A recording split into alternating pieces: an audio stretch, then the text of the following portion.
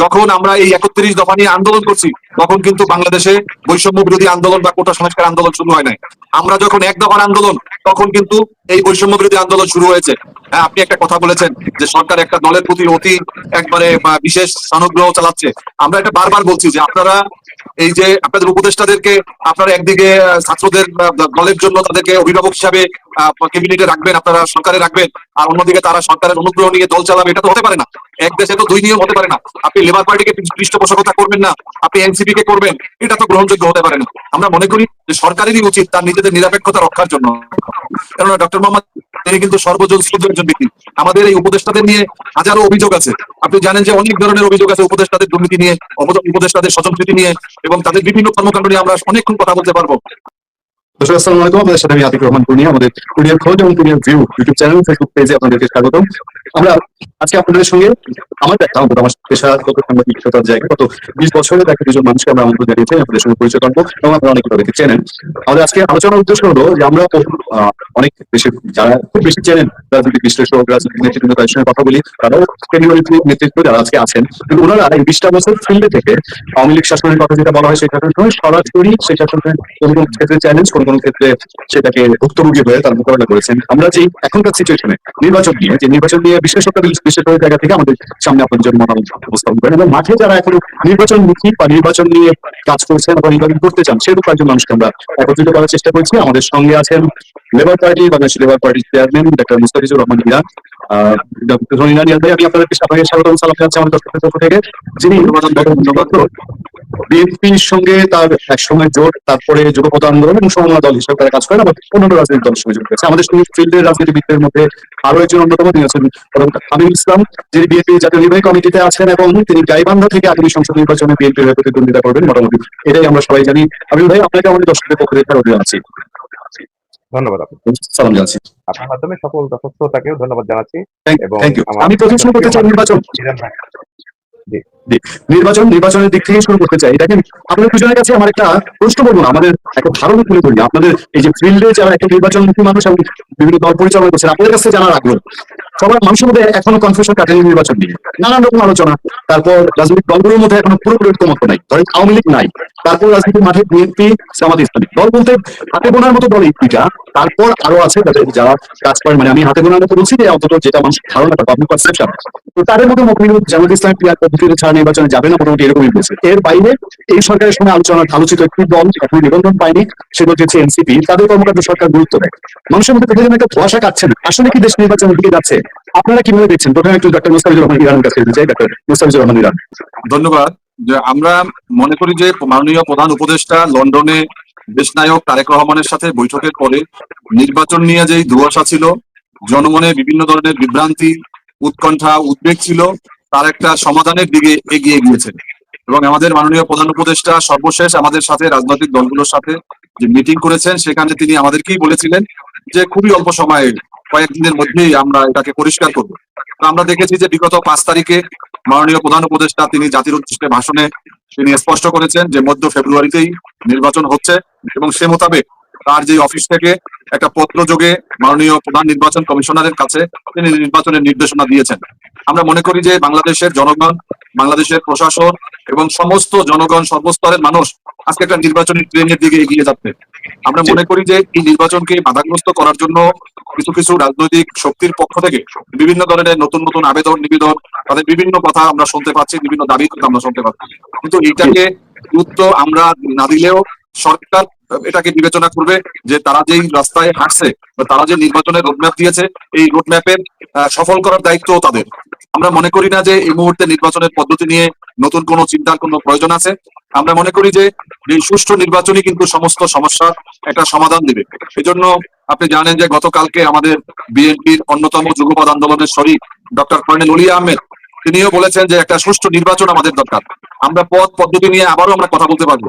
পরবর্তী যে নতুন যে সরকার আসবে, জনগণ যাদেরকেই ভোট দেয়, দেশনায়ক তারেক রহমান একটা কথা বারবার বলেন যে আমরা জনগণের কাছে চাই না যে আপনারা আমাদেরকে ভোট দেবেন, আপনারা ভোটের অধিকারটা প্রতিষ্ঠা করাটাই কিন্তু আমাদের লড়াই।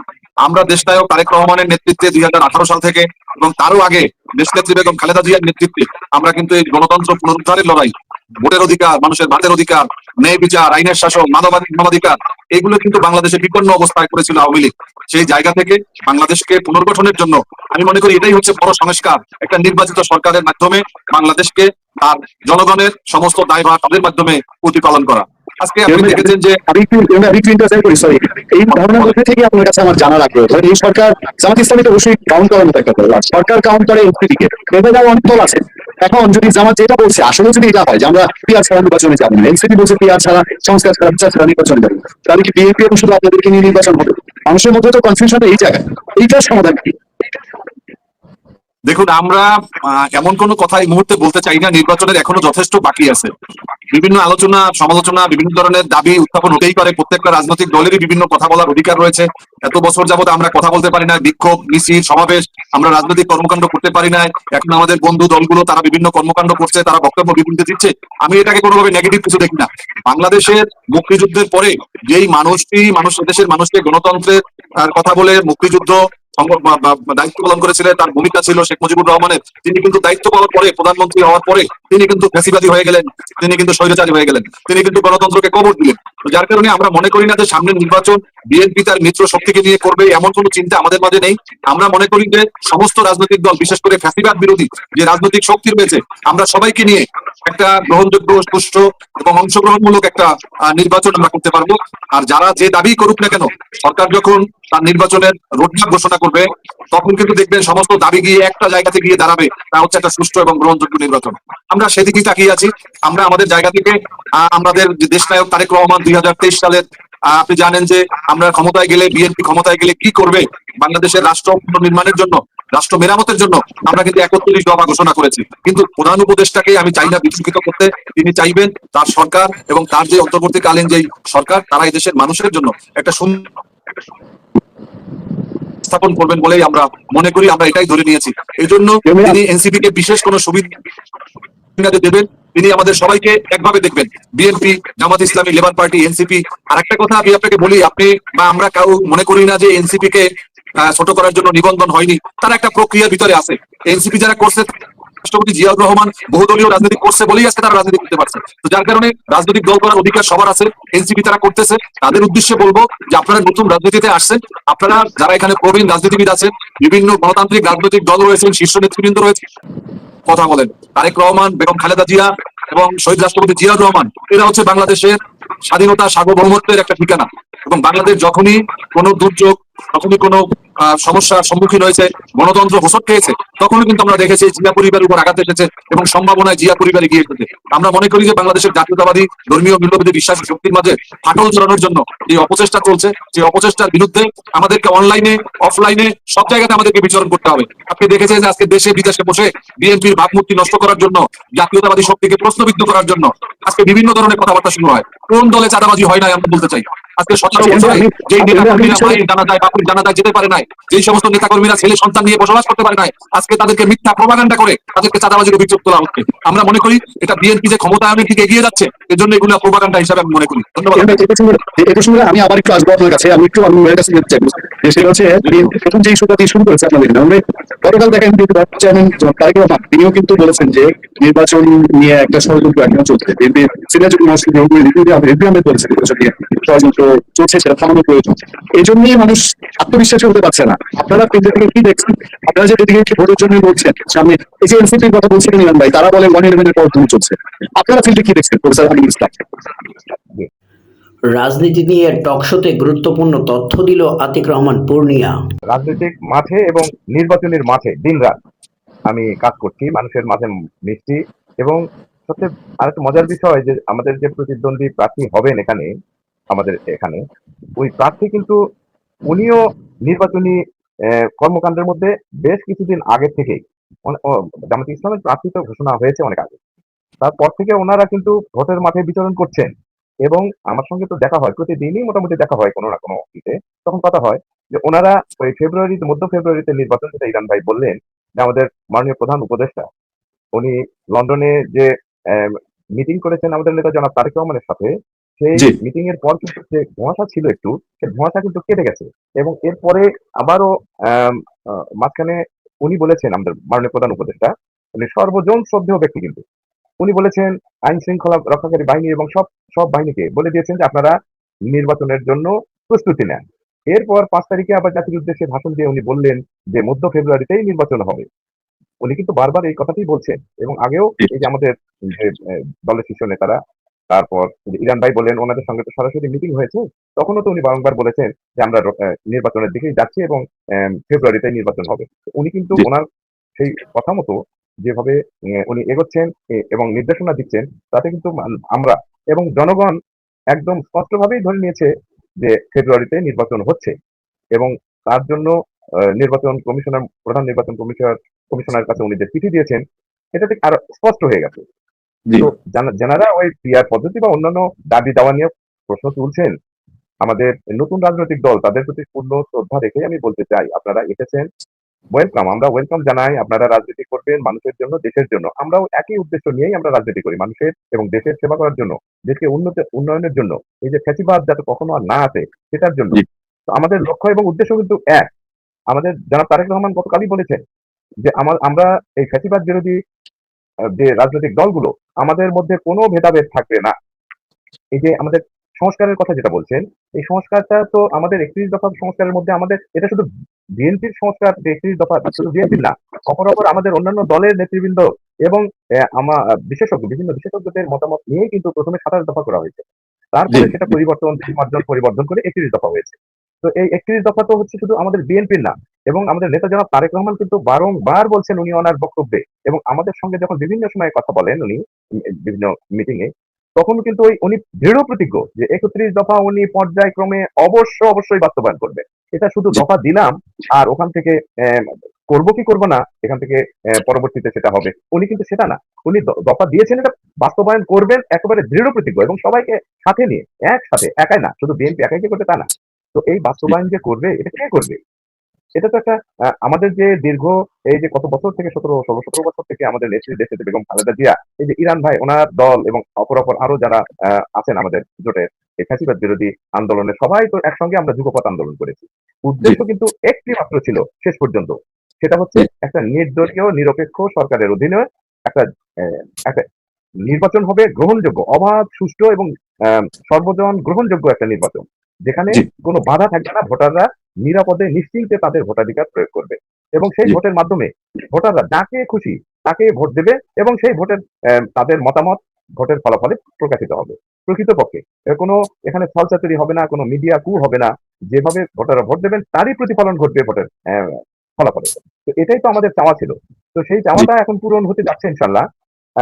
আমার মনে হয়, আমার বিশ্বাস থেকে বলছি যে আমাদের অপর যারা আছেন তারাও কিন্তু মাঠে বলে বেড়াচ্ছেন। ওনারাও বলছেন যে আগামী ফেব্রুয়ারিতে নির্বাচন। তো জি। ওখানে হয়তো ওনারা কোনো একটু কৌশলগত কারণে এই কথাগুলো বলছেন কিনা আমি জানি না। এর আগেও কিন্তু আমাদের এরকম বলেছিলেন। একেকবার একেক কথা আমরা শুনেছি। যে কখনো বলেছেন পরে, কখনো বলেছেন আগে, কখনো বলেছেন ওই সময়ই হবে।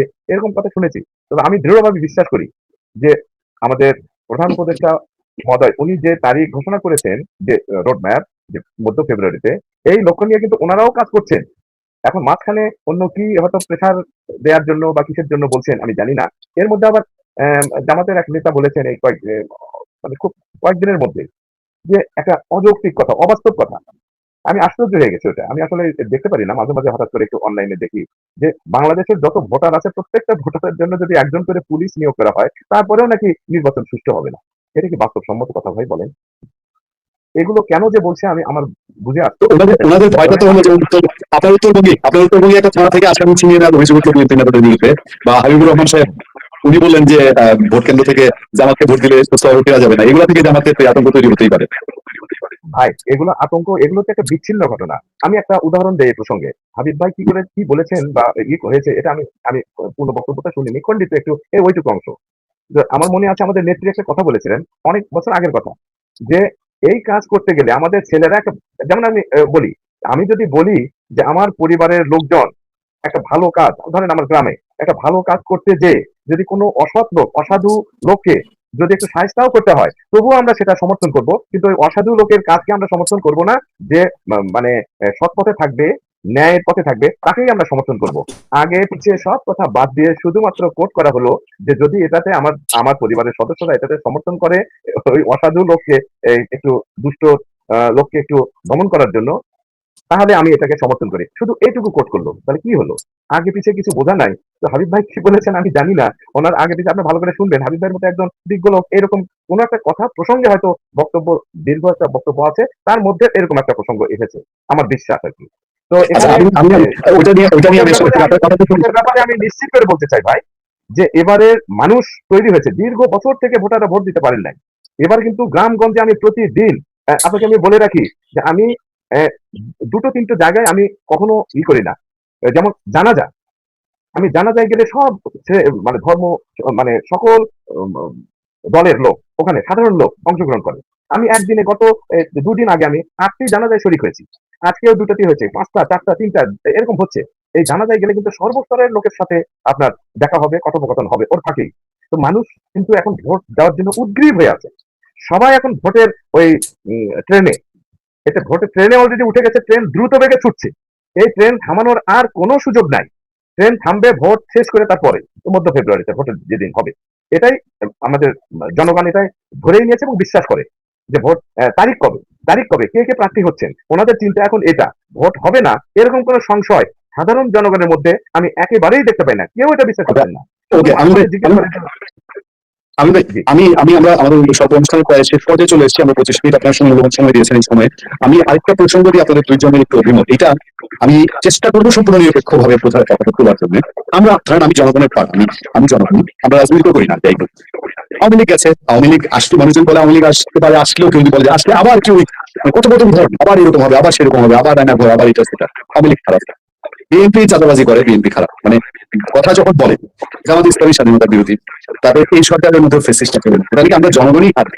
মানে কথাটার প্রেক্ষাপটটা দেখেন। এখন এরকম একটা বিষয় অনেকে তোলার চেষ্টা করেন যে 111 এর মতো আবার একটা বলবেন যে যেহেতু বিএনপিকে আমরা আগে দেখছি, আওয়ামী লীগকে আগে দেখছি, শাসন দেখছি, দেখি নাই তা দুই দলের শাসন দেখছি, দুই দলের শাসনে পূর্ণ সন্তুষ্ট জনগণ কখনো হয়নি, বরঞ্চ একটু বিরক্ত হয়েছে, আপনার এক্সিট গুলো সবসময় আনন্দদায়ক হয়নি। প্রশ্নটা করেন দ্রুত।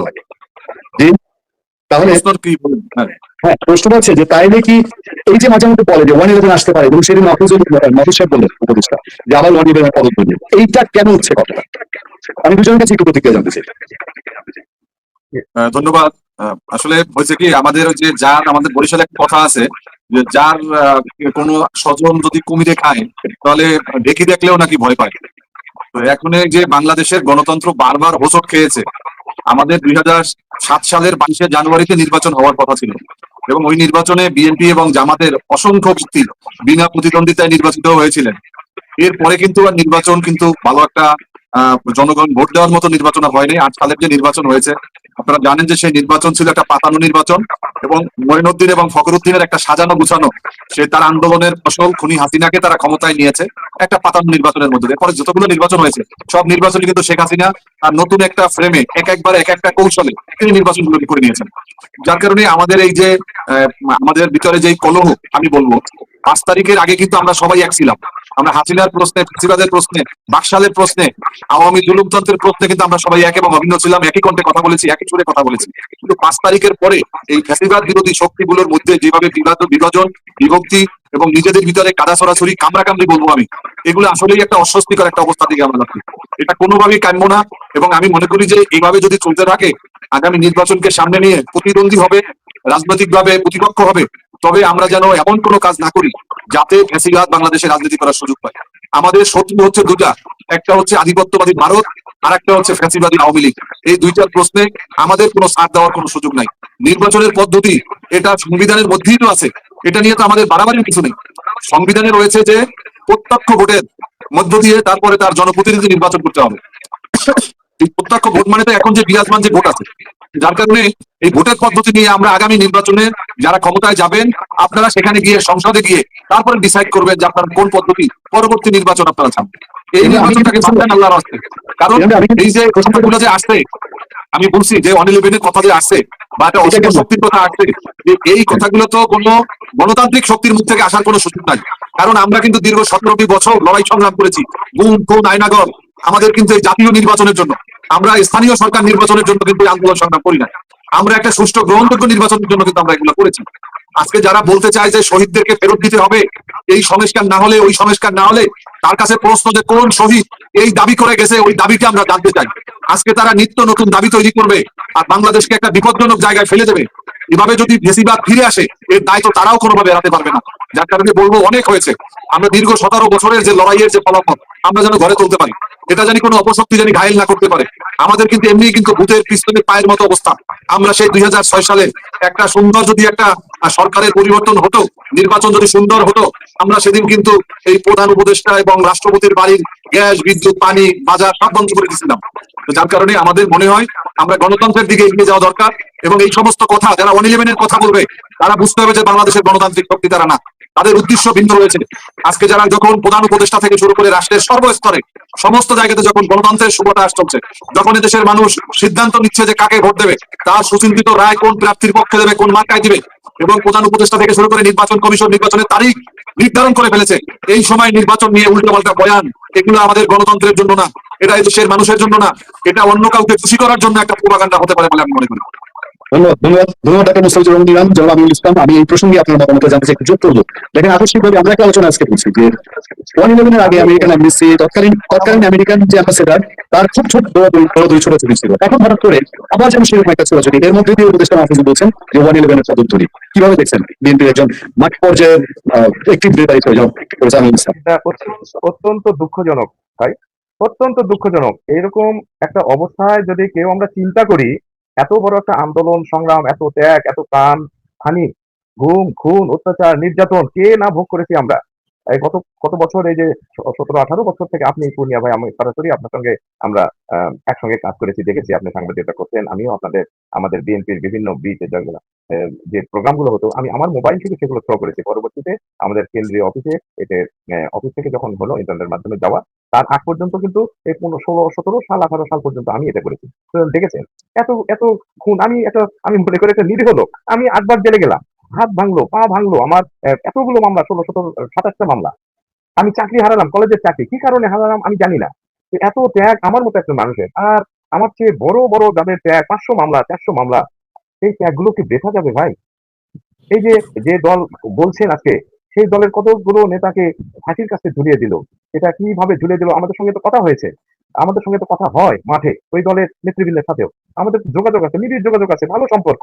জামাতে ইসলাম বা অন্যান্য রাজনৈতিক দলের সাথে আমার ব্যক্তিগতভাবে ভালো সম্পর্ক, আমার সাথে কারো কোনো দ্বন্দ্ব নাই। ওনারাও তো ওনাদের ভুলের কথা স্বীকার করে, যে আমাদের ভুলের জন্যই আজকে আওয়ামী লীগ এই ফ্যাসিবাদী সরকারের ফ্যাসিবাদীতে রূপ নিয়েছে। আমি এখানে একটা প্রশ্ন করি আপনার মাধ্যমে সবার উদ্দেশ্যে, 5 তারিখের আগে এই ফ্যাসিবাদী সরকার, তারা যদি নির্দলীয় নিরপেক্ষ তত্ত্বাবধায়ক সরকারের অধীনে জাতীয় সংসদ নির্বাচন অনুষ্ঠানের যে দাবি, এই দাবিটা মেনে নিয়ে যদি একটা জাতীয় সংসদ নির্বাচন দিত, তাহলে কোন দল কি বলতো যে আমরা নির্বাচনে অংশগ্রহণ করব না?